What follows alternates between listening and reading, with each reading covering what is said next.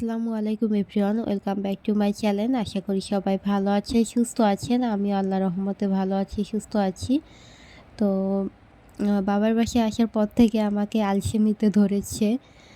Blog করার কথা মনেও থাকে না, আর আপনাদের সাথে শেয়ারও করা হয় না।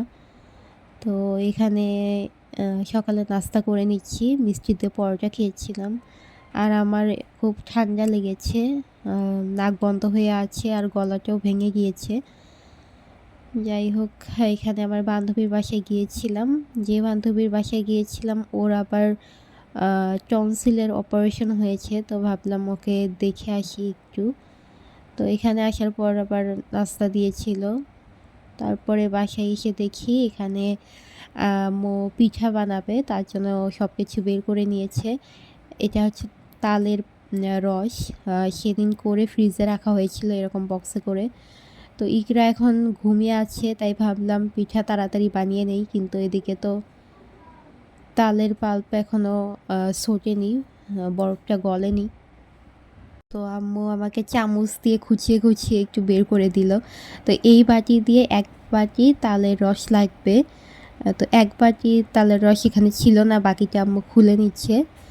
যাই হোক, হাফ বাটির মতো প্রথমে নিয়ে নিলাম, আস্তে আস্তে আম্মু আবার দিবে। তারপরে এই বাটি দিয়ে এক বাটি হচ্ছে চালের গুঁড়া নিয়েছি, এখন ভালোভাবে মিশিয়ে নিব। আমাদের বাসায় তালের বড়ার চেয়ে এই পিঠাটা বেশি পছন্দ করে সবাই। তারপরে দিয়ে দিলাম হাফ বাটি আবার ময়দা। চালের গুঁড়া যতটুকু তার অর্ধেক ময়দা নিতে হবে, তাহলে ভালো লাগবে। কেক পিঠাটা অনেকটাই কেকের মতো হয়, আর প্রসেসটাও অনেকটা কেকের মতোই। তারপরে এই বাটি দিয়ে এক বাটি চিনি, তো সব কিছু অল্প অল্প করে দিয়ে ভালোভাবে মিশিয়ে নিতে হবে। তালের পাল্প আম্মু এদিকে খুলছে আর আমি ভালোভাবে মিশিয়ে নিচ্ছি। তারপরে আরও একটু পাল্প দিয়ে ভালোভাবে মিশিয়ে নিলাম।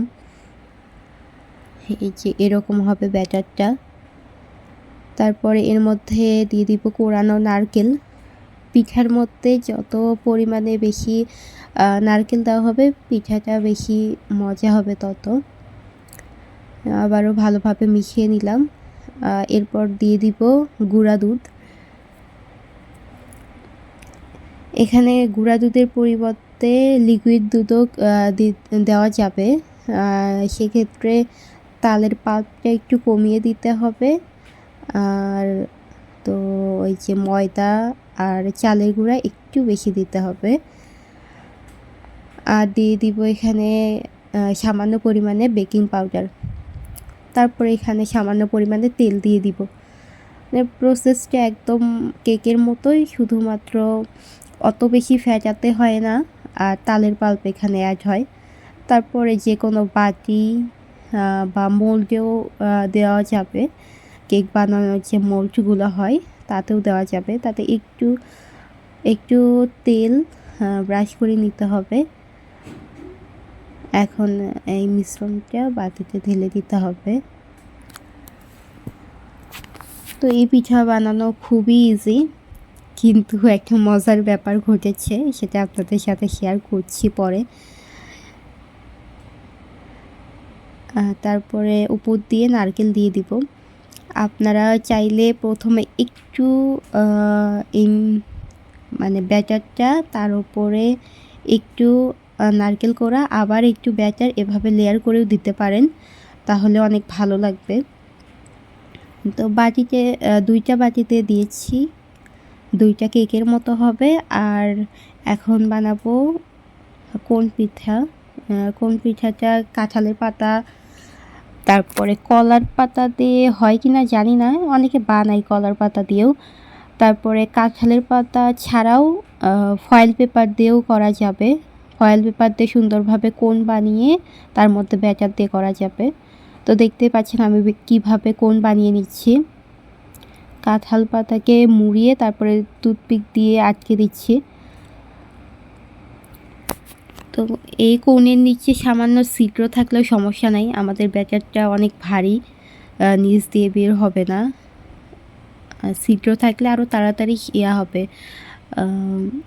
সিদ্ধ হবে।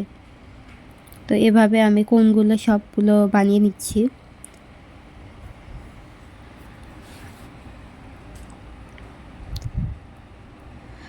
একটা তাল কিনলে অনেক রকমের পিঠাই খাওয়া যায়। আমাদের এখানে একটা তালের রসই ছিল, এখান থেকেই বড়া হয়েছে অনেক, এখান থেকে আবার পিঠা হচ্ছে অনেক। তো খুব বেশি পরিমাণে তাল কেনার প্রয়োজন নেই, একটা তাল দিয়েই অনেক রকমের পিঠা বানানো যাবে। তো এখানে আমি কোণগুলো সুন্দর করে বানিয়ে নিয়েছি। এখন কোণের মধ্যে ব্যাটার দিয়ে দিব।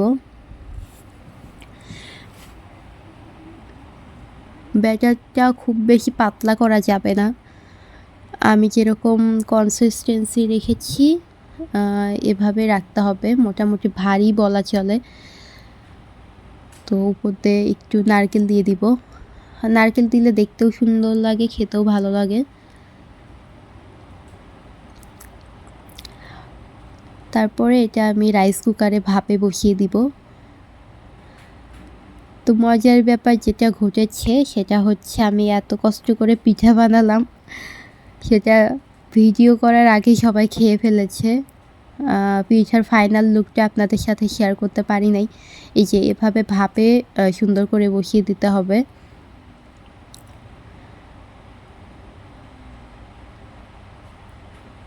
তো একটা আমি নিয়েছি চেক করার জন্য, এই তো উপর থেকে সুন্দর ফুলে উঠেছে, এখনও হয় নাই, কাঁচাই রয়ে গিয়েছে, আরও কিছুক্ষণ হবে। একটা নিলাম চেক করার জন্য। তো পিঠা হওয়ার পরে আমি পিক উঠিয়ে চলে গিয়েছি, তারপরে সবাই খেয়ে ফেলেছে আমি ভিডিও করার আগেই, তাই আপনাদের সাথে ফাইনাল লুকটা শেয়ার করতে পারলাম না।